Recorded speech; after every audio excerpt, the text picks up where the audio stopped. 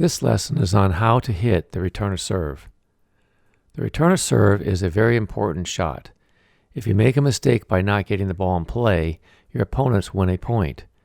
If you hit a weak return of serve, your opponents gain an advantage by being able to hit an easier third shot drive or a drop shot. So the keys are to be consistent and accurate. In order to do this, your technique should be fundamentally sound. Since you will have to return a wide variety of serves, you want to develop a short, concise, and compact stroke which returns the ball consistently deep to a specific opponent or a target area.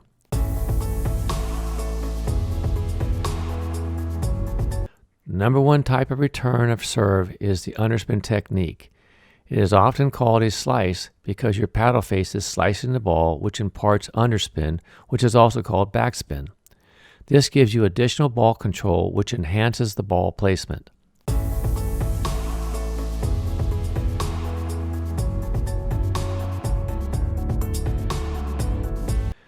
Your service box area is 10 feet wide and 15 feet long.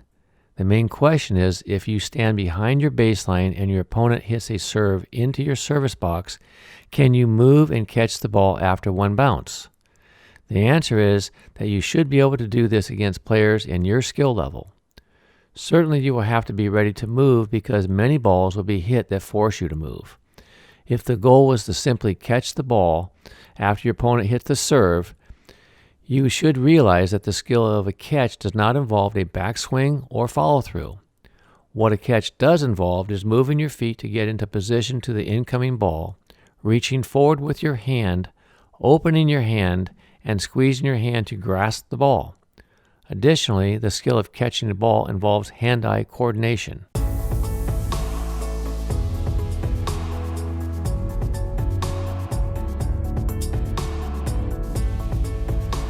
To transfer the skill of catching a ball into hitting it back with your paddle, position your paddle face like you do when you're catching it.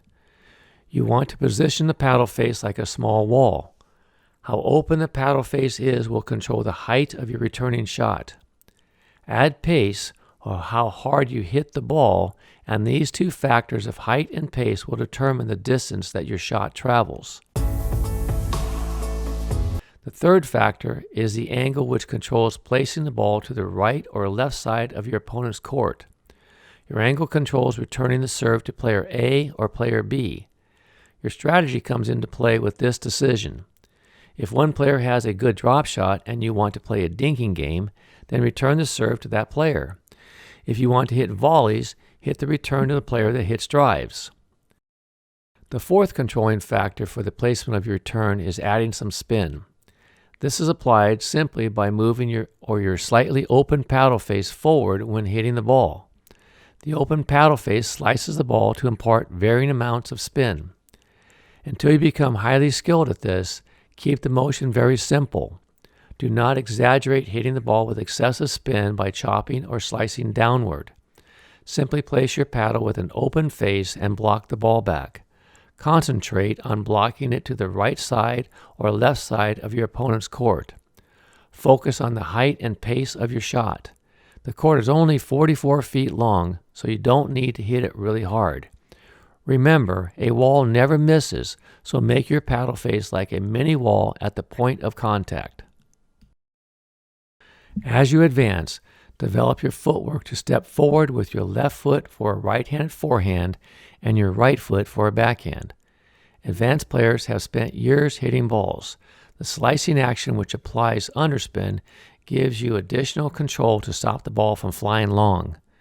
Experiment with this, but always concentrate on control and not power. You also have the option of using your topspin swinging motion to return the serve. Bear in mind, most pros do not take full swings on fast and accurate serves. Their main objective is to not make an unforced error, but to return the serve and get up to their non-volley zone line. The underspin or slice technique allows the returner to chip and charge, which is a phrase used to describe hitting the return as you are moving forward. Practice by standing a little farther back when waiting for the serve and move forward to hit the ball, and develop the timing to step with your right or left foot as described earlier. This allows you to be moving forward as you are hitting the ball.